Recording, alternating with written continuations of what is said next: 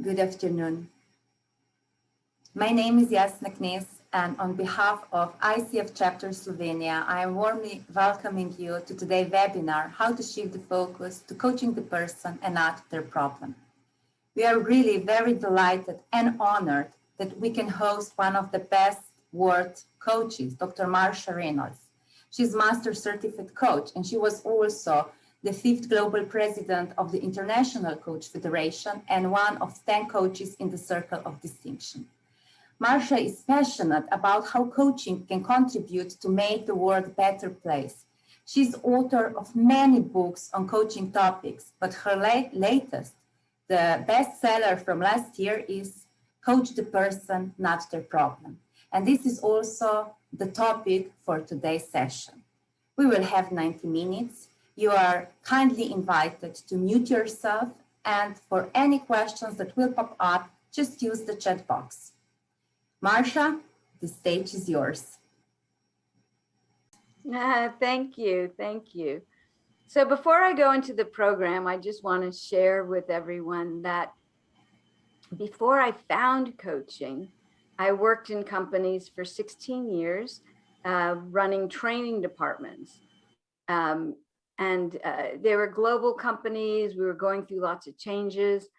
And it was 30 years ago that I got my second master's degree in adult learning. And I did that because I wanted to make sure my training worked, that it really changed people's behavior over time. Well, I found that even though I designed the program well, that people liked it, but it didn't change their behavior. So I kept going into the research, learning more, going to workshops, applying, and more people, they loved my training. They gave me the happy faces. They say, you changed my life. And then they went out, and as soon as it was a little uncomfortable, they'd go back to old behavior. So this was a constant frustration for me. So it was 1995 when I decided it was time for me to start my own business, because I always knew I was going to do that. And somebody sent me an article on coaching. And I said, well, this is fascinating. It's very different than doing training. But in the company that I was just leaving, we went from bankruptcy to the top revenue producing IPO in the United States in 3 years. And I helped them change the culture. And I spent a lot of individual time with the top leaders, really working through, what was going on, what needed to change in terms of concepts of leadership and bringing people together in teams. And I said, I bet that if I really knew how to coach, that would help, not be a coach, but help what I was doing.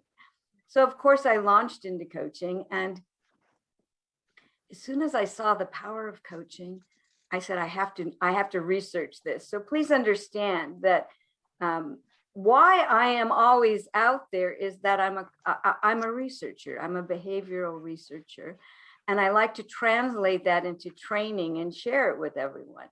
So, and that's really even what's inspired me to get my doctorate. It's like, so what goes on in the brain? What's happening that really changes people so where they do change their behavior on their own and it lasts? So from that point, I continued my research, and I keep finding more. I'm developing a brand new program right now, going deeper into how is it that we actually help people to change who they think they are and their perspective of their situation, which then changes their behavior. So that's why I got into how are we coaching the person to see differently, right? Not helping them decide actions they might take and what's the best externally, but actually help the person to change, because that's what creates long-term behavioral change. What I also found in my research,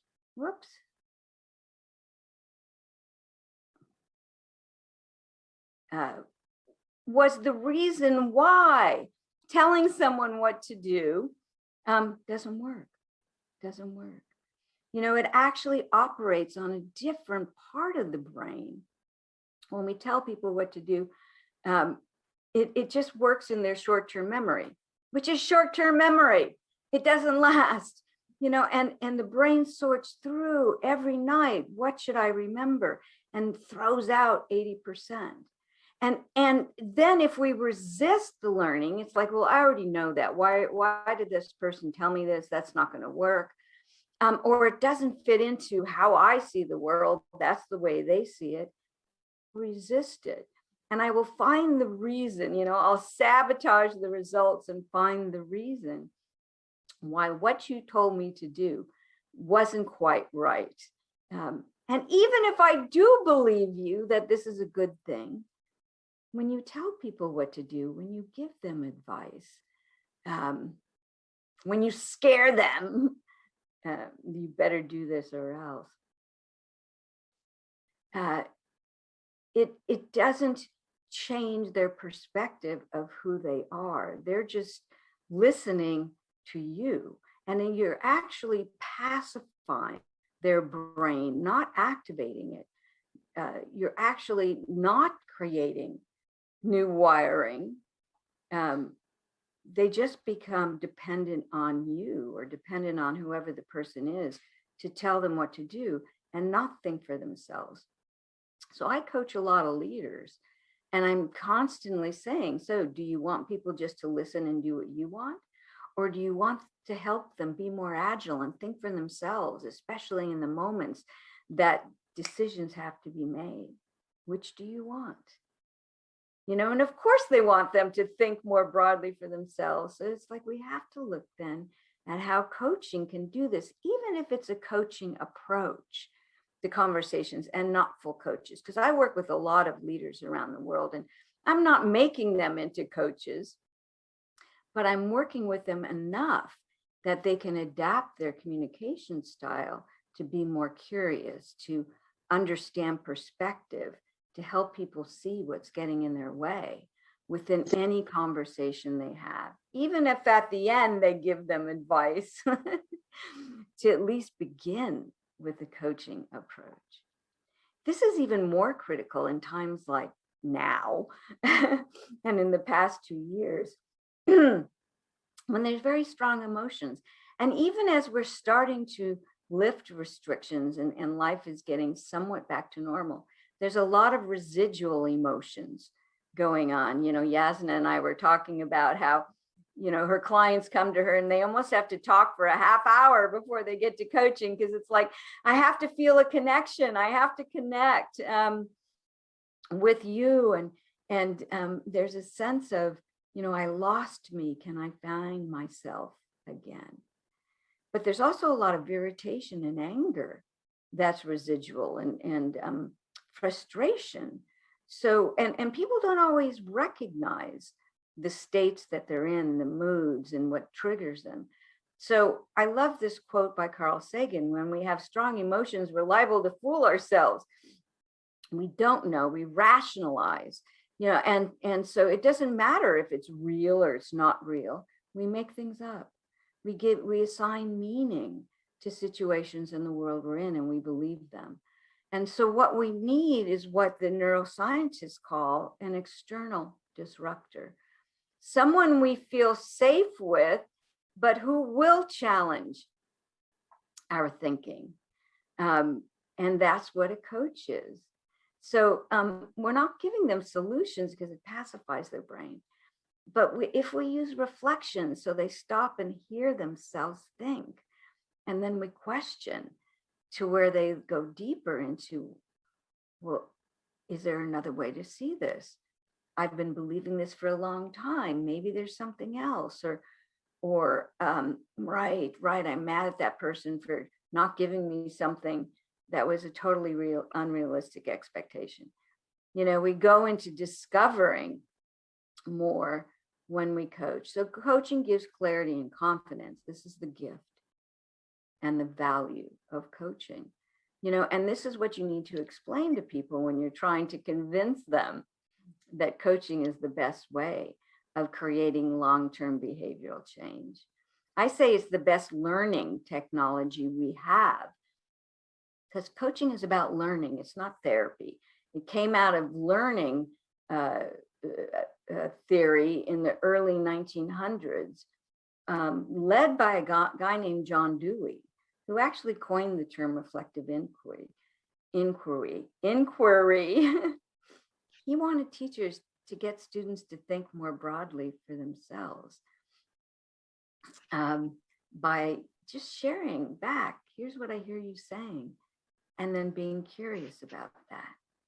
In his first chapter of his book, How We Think, he actually defines coaching, which was incredible when I looked at that, long before the behavioral therapies actually came into focus and people start to use them.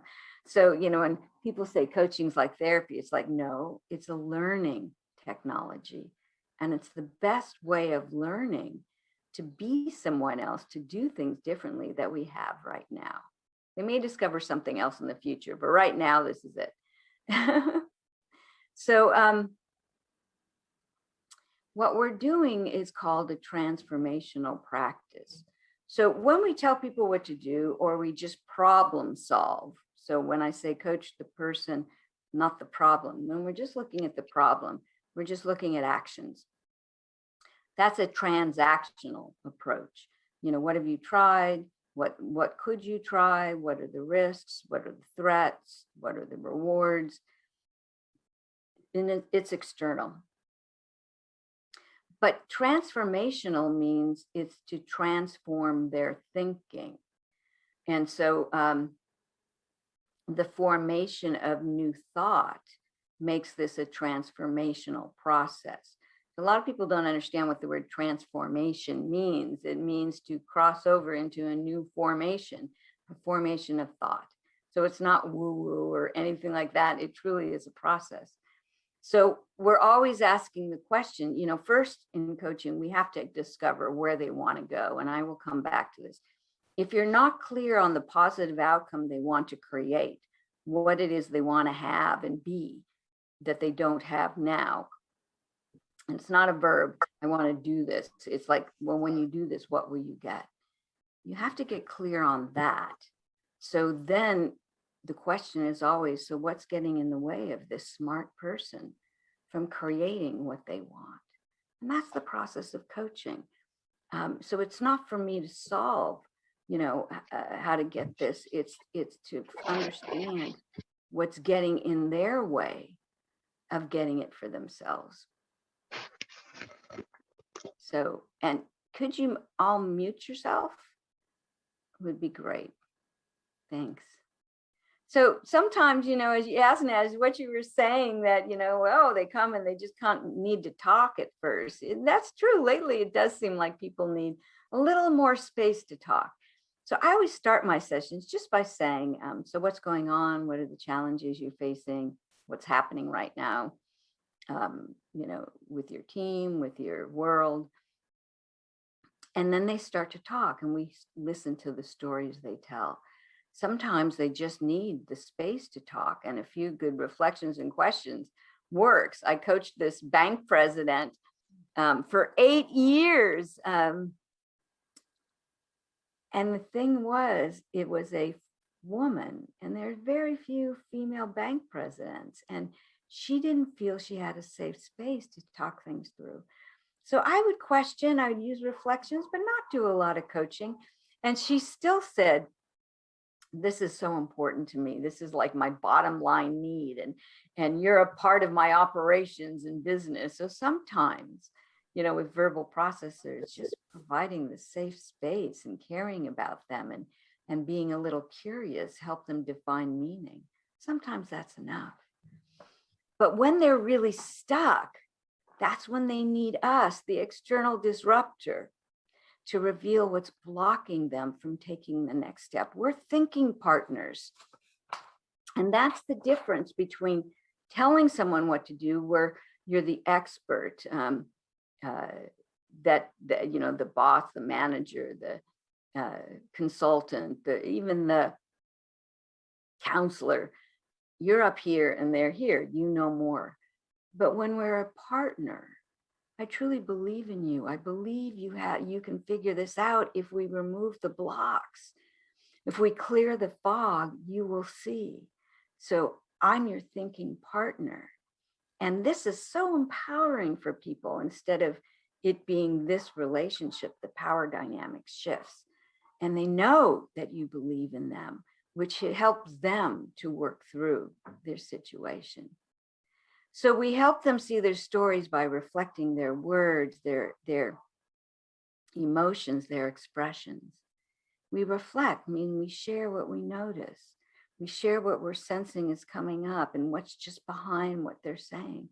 And then we ask questions. So we pair reflection with questions. Coaching isn't just a question asking process. It's truly reflective inquiry, where we reflect what we notice, what we hear first, and then we're curious about what they're giving us. So reflections plus questions enable learners to climb a tree in their mind. And this also came from John Dewey. He says, that's what we're doing. We're having them climb up on the tree and look down at their thinking. And humans have this amazing capacity to do this, to be able to separate and look at their thinking processes. But they don't do this well on their own, as like Daniel Kahneman said in the book, Thinking Fast and Slow. We don't stop and look. But we as coaches can make them pause and reflect and ask questions, so they do look down and see the gaps in their logic, the assumptions they're making up about the future that they have no idea because it's uncertain. The frustration they have because they didn't get what they needed when they expected to, or they're afraid they won't get it in the future, or the conflicts of values. Anytime you hear the word should, whose should is it? Is it their should? I should be doing this? Is it their family? Is it society? Who's saying should, and how is that getting in the way of what they want? Are their shoulds getting in the way of their dreams? These are things we look at with them, which makes coaching so powerful. So the brain is a box of stories. And every day we wake up and we even have a morning story. This is how I do my morning. And I feel a little off if I can't live my morning story. But every decision we make, every conversation we have, we pull out the stories based on past experiences, and we interpret what we see based on our stories. How we identify ourselves is based on our story. Generally, when I coach leaders, I'm not coaching them on their behaviors. I'm asking them, how do you define leadership? How do you think people around you define leadership? Is there a conflict there? Is there a needed adaptation? We're looking at who they are, because when I'm operating in the back, this is who I think I am, which then directs the decisions and the actions that I take.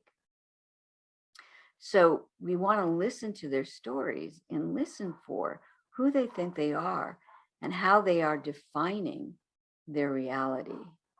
And that's what we coach to. So we coach people to see their stories.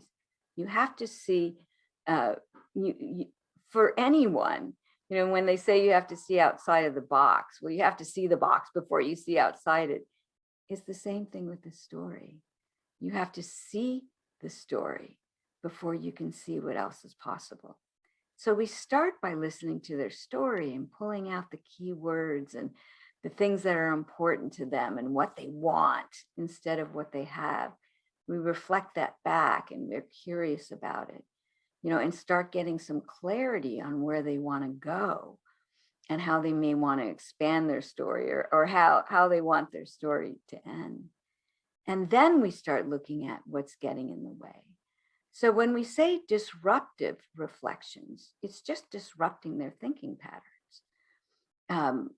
So they stop and think about their thinking. So we use reflections and questions. So they look inside their stories, which opens the door to seeing themselves and the world in an entirely different way. And what this then does, it creates what we call insight-based learning, which happens in the middle brain, not the cognitive brain. When we tell people what to do, we activate short-term memory. When we coach, we activate middle brain, long-term memory, emotional memory, and we start rewiring the brain for more permanent change. What happens the moment they see beyond their story, they have that aha moment. You evoke awareness and they go, oh, I hadn't thought of it that way. Or you can see in their face like, oh, something's showing up that wasn't there before. So they could be excited, they could be sad, they could be embarrassed. We give them space to feel and then ask them, so what is it you now see? What's coming up for you? You know, what are you looking at? And it's in that moment that they expand how they see themselves, which is ego, how they see the world, their beliefs, their rules. And once that's expanded, their behavior changes as well. And that's why we call it breakthrough. We break through the frames of their stories. So learning happens when we break through their stories and they can see beyond it to something new. There's a crack in the story and a new perspective pops through, it shines through. And that's the transformation of coaching. So I want to go into a little bit more specifics, but Yasna, have any questions come in? Yes, we have Nicolas Floratos. Sorry if the pronunciation is not okay. He said, looking forward for an example of a story and disruptive reflections. Hope to provide one later in the presentation. Okay, well, hopefully in the demo you see that, but I'll give you an example. I was asked to coach a woman who had just been recently promoted or hadn't quite taken the position, but it was a huge promotion to oversee the entire region. You know, she was based in San Francisco and they wanted to move her and oversee Asia Pacific.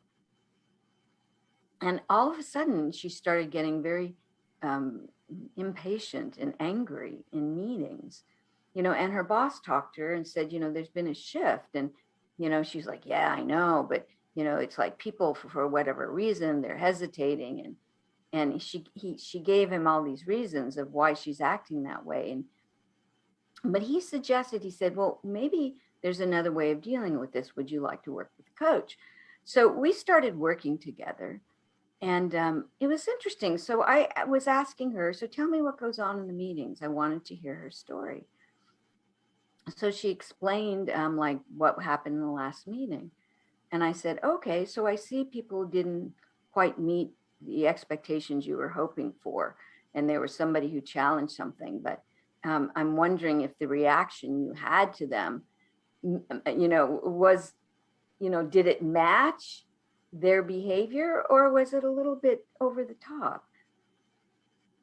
And she said, well, yeah, I guess they weren't being all that bad. You know, they've always kind of like questioned things before. And, you know, I didn't get that mad at them before. And, you know, it just seems like they're really doing that now. And I said, so, okay, so is this unreasonable behavior that needs to be addressed? And she said, well, no, not really. I mean, we really do have to look at different possibilities. And you know, I've got to like quit shutting them down. And I said, okay, so are you really mad at them? And she said, well, I guess it's not them that I'm mad at. And I said, okay, so who are you mad at? Who are you really mad at? After a long pause, she said, I'm really, really mad at myself. She said, I took this job a few years ago and they moved me across the country. She had lived in the East Coast US and they moved her to headquarters on the West Coast. And she said, you know, it's been such a struggle being away from my family and this city. It's hard for me to make friends. And I'm working so hard. I don't have a community around me. And I'm kind of lonely. And I said, well, lonely is different than anger. She says, I know, but they just offered me this huge job and they want to move me to a different country where they speak a different language. She says, if I can't deal with what I'm dealing with now, how am I going to deal with that? And I said, okay, do you see the elevation in your tone right now? She says, yeah, I am so mad at myself for listening to what I should do, what people tell me, oh, what a great opportunity, when I just want to go home. And you know what? That's what she did. She went home and she actually found a pretty good job back on the East Coast so she could be near her family. But it wasn't until we really sat down and looked at the story she was telling and beyond that, and what was really triggering her emotions and what she really wanted underneath that she was afraid to face, that brought forth what she really wanted to do, and that it was okay to do that. So there's an example. I've got tons of them. And actually, you know, I'm going to pitch my book, Coach the Person, Not the Problem, is full of stories about shifting people through their stories and not just solving their problems. If you look on my website, covisioning.com, there's lots of resources. You know, so type in Coach the Person resources in the search and you're going to find a secret page that will help. Okay, anything else, Yasna? No, for now. Okay, great. All right, so just thank you for this story. Must get your book, Sophie said. I'm very proud of it. So, you know, I do want to be really clear that where we start in coaching is always we have to know where we're going, because, you know, I mentor coach a lot of coaches around the world, and this seems to be a neglected piece, because in coaching we have to have bookends. There's a balance of structure and flow. And the structure is at the beginning, getting very direct. And I'm even somewhat pushy with my clients to try to understand, you know, well, you know, is it this thing you want to work on or this? Is this what you want to create or is it this? I really drill down to where are we going? And it's got to be a positive and hopefully observable outcome. Once I have that, and know that that will shift in the conversation the deeper we go, and that's good. We have to call that out. So I don't like that the ICF competency is called agreement, because you can agree to anything. It's really agreeing to the desired outcome. And that outcome can shift and change throughout the conversation.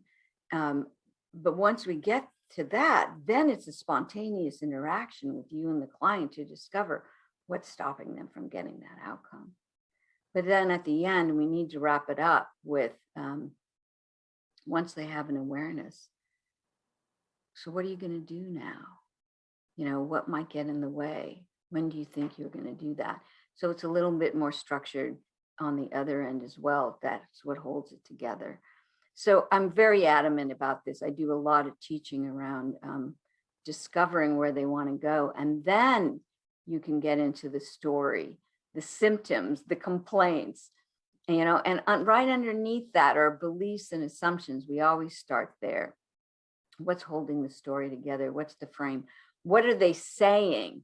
Even if they don't fully believe it, once they say it, what's the belief holding the story together that's based in the past and what's happening right now? And assumptions are usually predictive. What I think's going to happen if I do this, or just what's going to happen, so it's why I won't do it. You know, so we look at beliefs and assumptions, and I teach leaders just to do this. And it's amazing how transformational their conversations are. I'm going to give you a few things today just to look at what would be underneath the thinking patterns, the needs, the values, the desires. But know that whenever we offer an observation, a reflection, So I hear you saying this, or I noticed you got really quiet when you said that. You can be wrong. It's okay. It's just going to make them think more. So don't try to be perfect. Be wrong. You know, you're not going to hurt them. My first mentor coach said nobody ever died from coaching. It still helps them think. You know, so I was coaching a manager, and he had to have a difficult conversation with one of his top employees who he had promoted to supervisor, and she was not a good supervisor. And he said, I'm going to have to put her back. And I know she's going to be upset and angry. And it's going to be a tough conversation, and she might leave. And in the middle of him telling this story, he sighed and he looked down and he said, under his breath, very low, I thought she'd be the one. And then he came back to the story, and it's going to be awful. What am I going to do if I lose her? And I said, stop. Tell me what just happened there. All of a sudden you looked away and you got quiet. You got quiet and you seemed almost sad. I'm not even sure what you said. And you said, oh, not sad. I'm embarrassed. I thought she'd be the one to be the best supervisor, and I promoted her, and I think I promoted her too soon. And I'm embarrassed I did that. I said, okay, so how is that going to change your conversation? So I was wrong. He wasn't sad. He was embarrassed. But by noticing the shift and putting it out on the table, he recognized that he needed to tell her what he thought, and that he was willing to get her training and support her to be a good supervisor if she wanted to, because he believed in her. Different conversation than, you didn't do a good job and I have to put you back. So just sometimes noticing an emotional shift can change the conversation. So we start by saying, you're going to hear me in the demo. So this is what I hear you saying. And then I'll ask, and often it'll be closed questions. Is that right? How does that play into what it is you want? Does it align with it or not? When I clarify what they want and where we're going and how they see it, at the beginning, I will use some closed questions. But as soon as we're clear, then I open them up. And it's far more exploratory questions that are open-ended. And then at the end, you know, what's your first step? Is sort of closed, you know. When are you going to do that? You know, there's a distinct answer. It's not yes or no, but it's not so exploratory. It's very distinct. So this is where we start with just identifying key descriptor words. And please know that don't take notes. Don't take notes. If you're present with them, those words stand out, you'll make a mental note. And you have to trust yourselves, because I'm not spending a lot of time analyzing.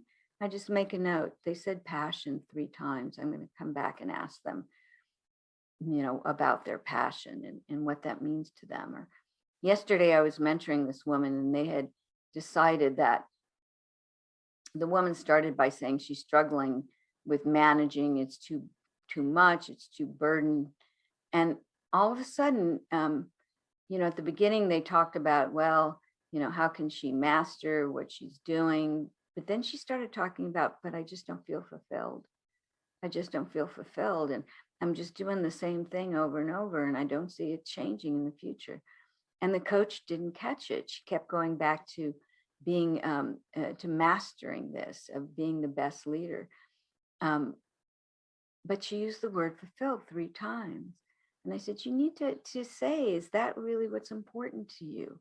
That you want to learn and feel fulfilled, and not as that's even more important than being a good manager. And it turned out, because she even at one point said, I've been even thinking about quitting this job because it's not fulfilling. And the coach missed it. So key descriptor words, things that they say over and over, or they stress, it could change the outcome. And you must question it and ask them how does it relate to what you want to create. You offer observations, and Jasmine and I talked about always notice an energy shift. whether it's down or it's up and they get excited. Notice that. Wow, you really shifted there when you were talking about that one possibility. Or in the case I just mentioned, when she talked about fulfilled, oh, it was huge emotions behind it. And, you know, again, almost like sadness, because she wasn't feeling that she could even get that in the future.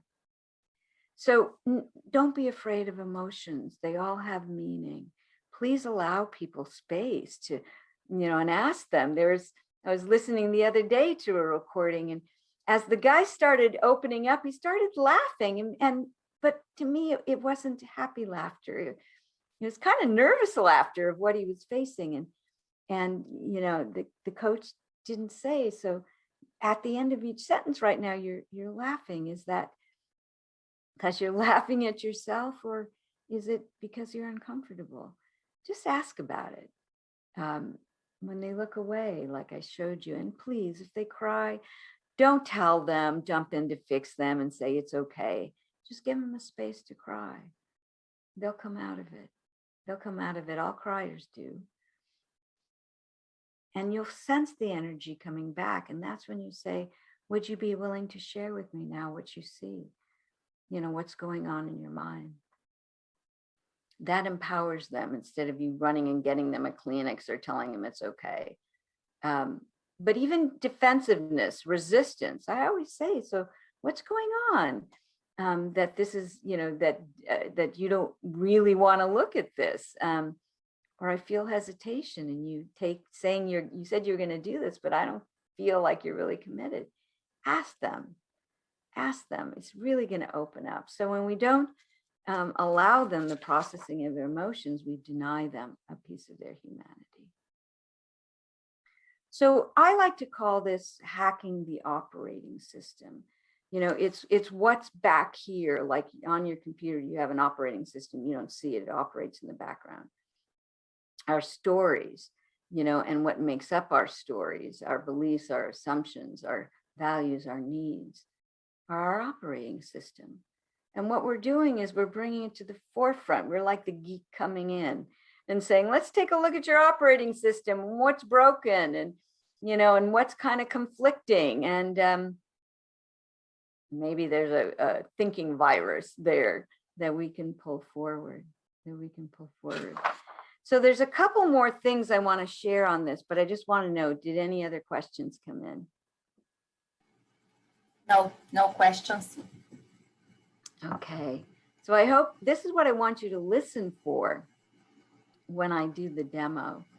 And know that, you know, behind emotions, there's usually a need not met.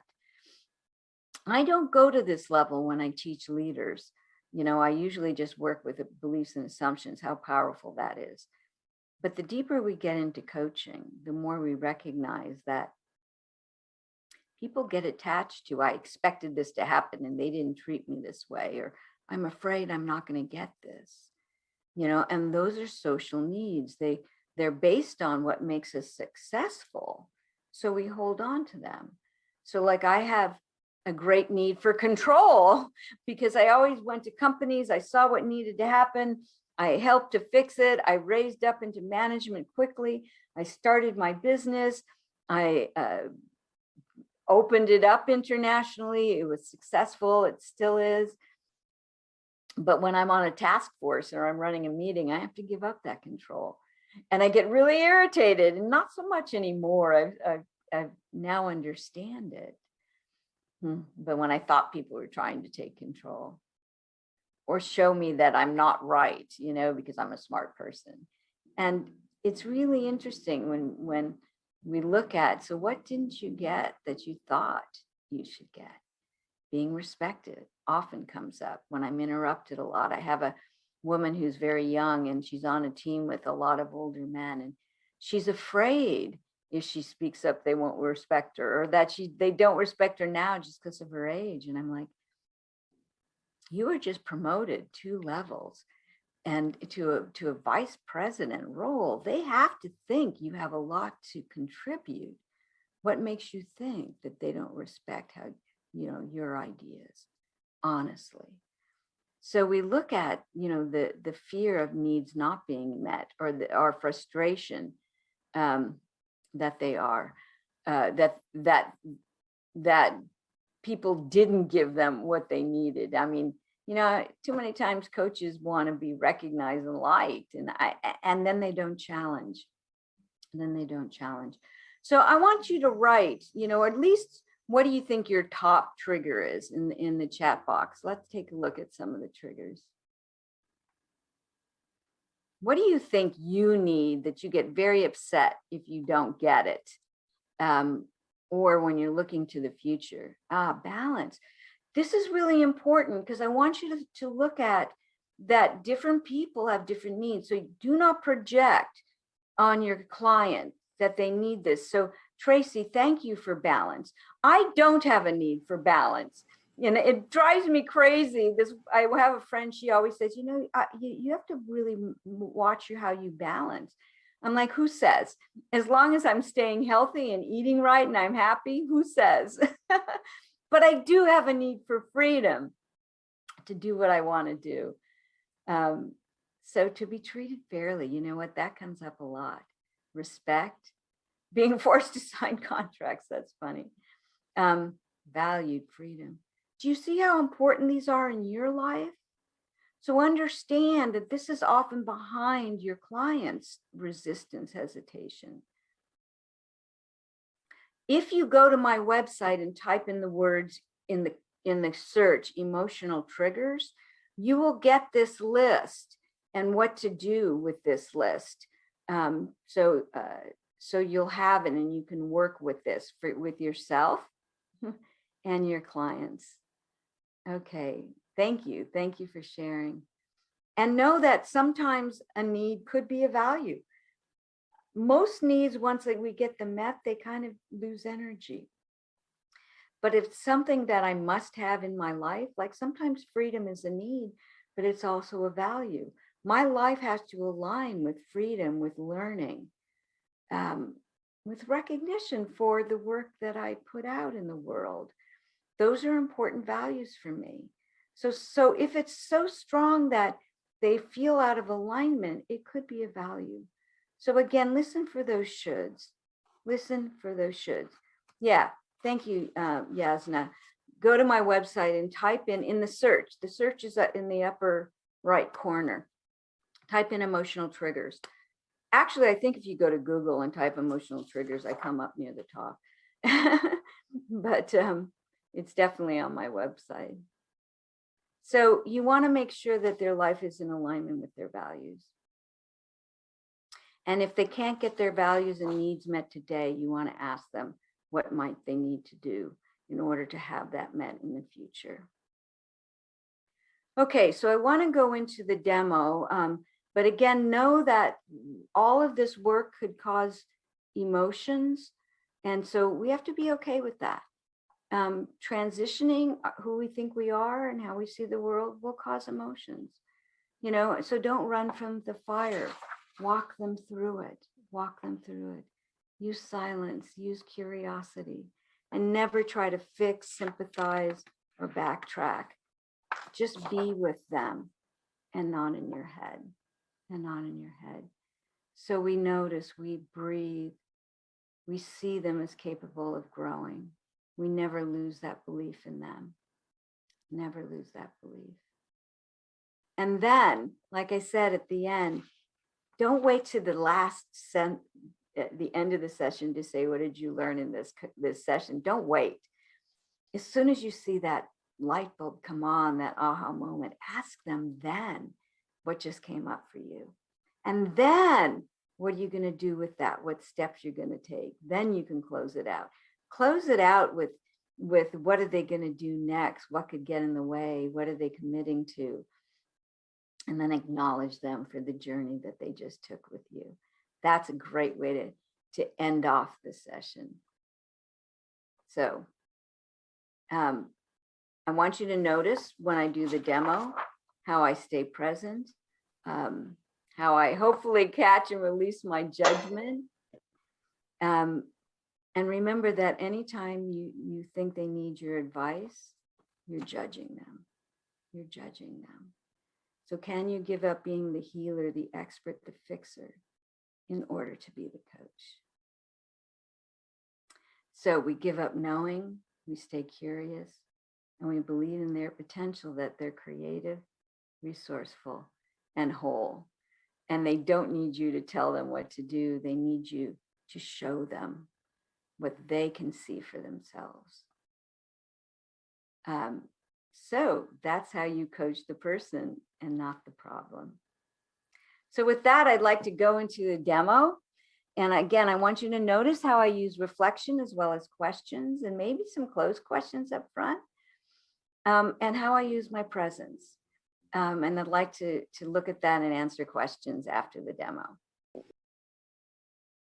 It's bugging me all the time, and it's just a very concrete question. So when you feel that you have a very obvious solution for a client, it's very simple, and it might even be the right one. How do you keep yourself from not saying it? Exactly what I said to you at the end. What's my purpose here? And know that, remember, I told you, for 16 years, I ran training departments. For 16 years, I told people what to do. You were a counselor, I was a teacher, and so when I started coaching, it was by phone. So they didn't see me doing this. So the transition isn't easy because it's who you think you are, and so you have to keep coming back to, but I know that what's going to make the difference for them is not me telling them what to do. You have to keep remembering that, that I'm here to help them really create change. And I'm not going to stifle that by telling them. And just remind yourself that. Okay, try that. Yeah. Okay, thank you. And I just told you what to do. But I'm teaching. And there was that's okay. You asked. Yes, I asked. We're not coaching. Great. So there was one comment, and also, let's say, a question from Carrie. I notice you interrupt Vesna a few times, and I always feel nervous doing this. I assume it's okay, as actually you got a lot from her by interrupting. Yeah. So I usually have an interruption statement. So when she started going off in a different direction, I said, I will interrupt. I'll say, could we just take a look at where we're going here? Because you stated you wanted this, and now you're stating something else. And I just like to clarify it with you. So I'm telling her why, or if I'm ever hear them circulate that they've told me their story and now they're telling me again, and now they're telling me again, then it's like, it's okay to say, okay, could we just clarify where we're going? So if you don't mind, I'd like to just make sure I know what direction we're heading. So I tell them why I'm interrupting. Like I was working with this woman yesterday, and she kept interrupting, but just saying, so hold on, and I'm like, no, don't do that, because that, it's like you were stopping them. I'm trying to facilitate the conversation by clarifying. When you get someone who talks a lot, it is important at times you do that. But notice I didn't do it the entire session. Only when I felt that we were starting to circulate or go in a different direction. Thank you. There is another question. My question is, how do you show up with confidence even when you doubt yourself? Well, isn't that a life question? It's an interesting thing. My doctoral research was on high achieving women and in the workplace, and there was a difference in I'm confident of my skills, but I doubt myself. And which is another reason that we coach the person and not what they're doing, because it's often when they say I need to make a decision, it's often that they've already made the decision. They're just afraid to implement what they know they want. So I know I'm not answering your question, but I'm just saying that confidence is usually a huge issue, or you know, as Visna even said, it's kind of like a panic attack. So this comes up a lot. So it means it's going to come up with you as well as a coach. That, but I want to go back to one of the things we talked about in this demo. What is the expectation of yourself? I always say, mastery is the deepening of presence, not the perfection of skill. There's no perfect coach, and when I started coaching, in the very first session, Thomas Leonard, who started Coach U in the ICF, said, the only way you're going to learn coaching is go coach. Even when you're not comfortable, go coach. And we're like, well, how can we coach? We haven't even had a class. We don't know what we're doing. And he said, just go love them. And I'll never forget that, because in the first couple of years I was coaching, I don't know what I was doing, but my testimonials were great. They're like, oh, we processed. I really saw my way forward, blah, blah, because I provided a safe space, just allowed them to talk through it, just got, asked some questions out of curiosity, and didn't, jump in and tell them what to do. That was it. That was it. Start there. You don't have to master all the ICF competencies, to go coach. What value you provide by just giving them a safe space. This may be the only time in their day that they can show up fully as themselves, is with you. Everywhere else, they may have to hide themselves or show up differently, but with you, it's safe. So going back to, what is the value I provide as a coach? I provide a safe space to explore challenges. Not that I perfectly use my coaching skills. Okay, so remember your purpose. What are you doing as you go in there? So it's not about getting rid of doubt. It's about remembering that I have a purpose, and remember that courage is operating in the face of fear, not eliminating fear. So I have fear. Okay, so what? So most coaches do. But can you go in knowing that you're providing value? Mm-hmm. Thank you for that. So nicely said. We have another one. Do you agree to show, as a coach, do you agree to show your own emotions? Was I showing emotion in that demo? Absolutely. So normally I try at first to match the style and energy of my client. But as we go forward, I might use my emotions a little bit. If I feel like they're not really hearing me, I may get a little louder. If you notice, we laugh. My coaching sessions, we laugh a lot. We laugh a lot. So it's like when I reflect a conflict, they will often laugh at themselves, and so then we go with that. It's not, don't be that I have no emotions. You're a human with this person and you're helping them think. So absolutely. But be careful that your emotions don't really match what's going on. So again, sometimes coaches get too eager, like the person I said I was mentoring yesterday. She's such a good coach, but her relationship with this person before coaching was she was the person's mentor, and she's having a hard time taking that off. So what's happening is she's coaching really well, but she's too eager.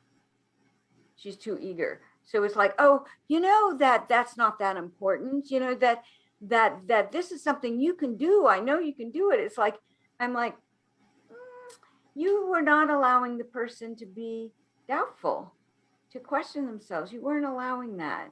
You were being a bit too pushy there. And she goes, oh, I know. I was her mentor before and I'm having a hard time. So I said, don't be so eager. Sit back. You shouldn't be up here all the time. That's just too much. We were taught that non-verbally, to show we're paying attention, is to lean in and give them eye contact. It's like, that's annoying. That's annoying when we coach. No, you want to be comfortable. As my acting coach said, create the space where you're just inviting them to be into your living room.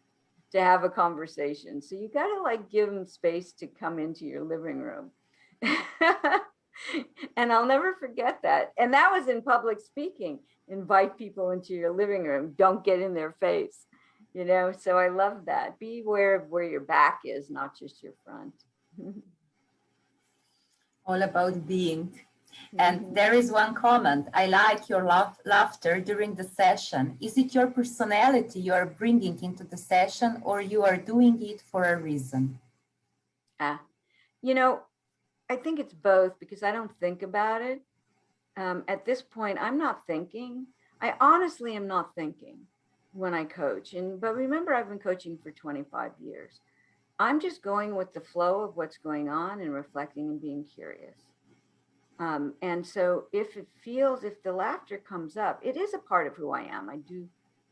I like being light, but I won't bring light to a dark moment. I allow for the dark moment. But when I really get to something that it's like, well, this is an interesting conflict you're doing to yourself.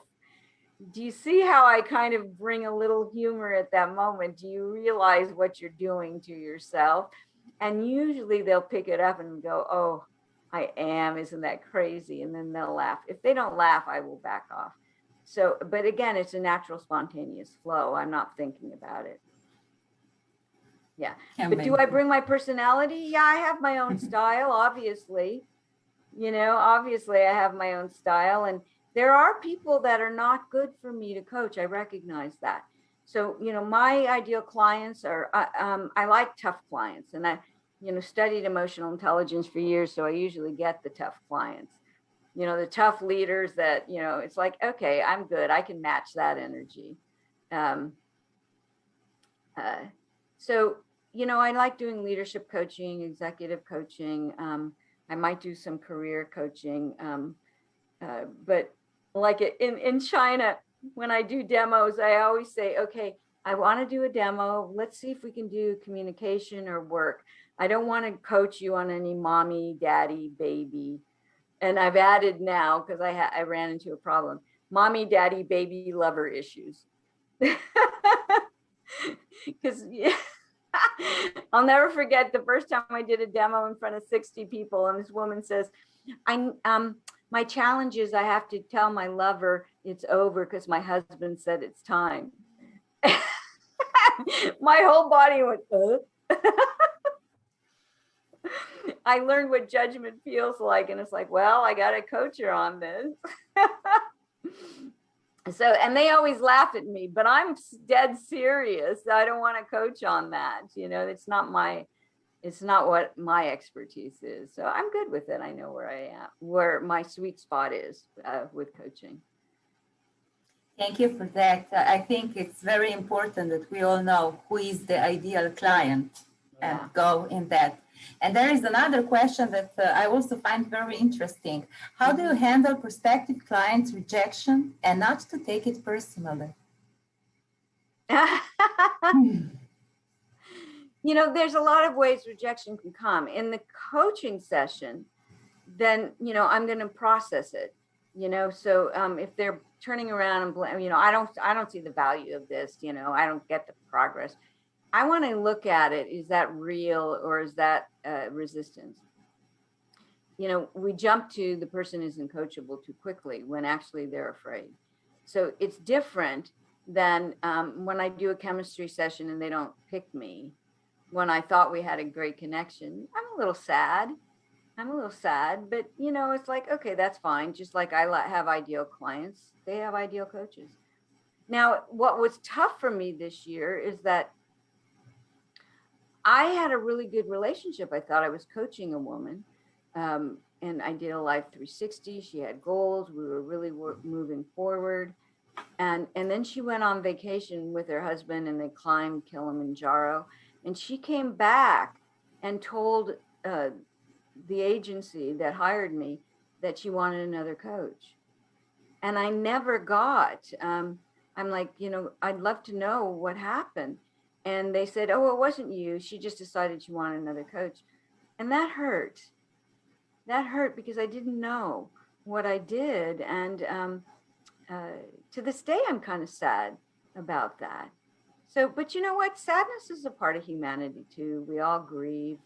You know, during this pandemic, we had losses. We have to allow ourselves grief. We have to allow ourselves sadness. I'm still sad. That doesn't mean I want it to go away. It doesn't rule my life, but I could take things personally and be sad, and it's okay. Yeah. Mhm. Thank you, Marcia, for all your wisdom. We have 2 more minutes, and if you allow me, I would really love to ask you, what would you suggest to our, let's say, Slovenian coaches? We are small market, new on the market, I would say. How to cope with this new reality that we are all in? You know, it's an interesting thing. I was talking to Magda at the ICF. We're on a board together, and at the beginning, me too. The first 6 months of the pandemic were awful, and I was like, okay, maybe it's time for me to retire. I've got a lot of people telling me it is. I may not look my age, but I'm certainly at that age. You know, and I was really questioning this. And then all of a sudden the calls started coming in. And I want you to know that this year is the most successful year I've ever had. I am overwhelmed. I can barely manage all the work that's come in because things have shifted. Leaders now know they have to have more empathy. They need to be able to manage online and offline. They need to have more intimate conversations than they ever had before. And so they're more open to learning how to do this. You know, so I do a lot of teaching, coaching approach. But also when they're struggling with this, people are being promoted in different ways and new positions. There's a lot of opportunity out there. So I know that things have opened up, the opportunities here maybe more quickly than there. But I want you to be a little optimistic about what's happening. So Magda said they did a survey, you know, the first year, and she said it was awful. Coaches were losing money, not being able to charge more. They just finished the latest survey, and she says it's totally the opposite. Around the world, coaches are making more money and growing their businesses. And so it's growing in different places. So again, I want you to keep trust in this, that there's a growing opportunities. Now, I never was a local coach. You know, it's like I was one of the first to have a website. I just put myself out there. And, you know, whether it was in my country or beyond, I had an international business fairly quickly. I don't coach at home, though, very little. When I come home, I just want to, you know, I don't want to, yeah, I mean, right now we're not traveling, but normally I travel a lot. When I'm home, I don't want to see anybody. I have to wash my hair and go see them. You know, so think about expanding your market as well, not just coaching, you know, who's around the corner. Okay. Thank you.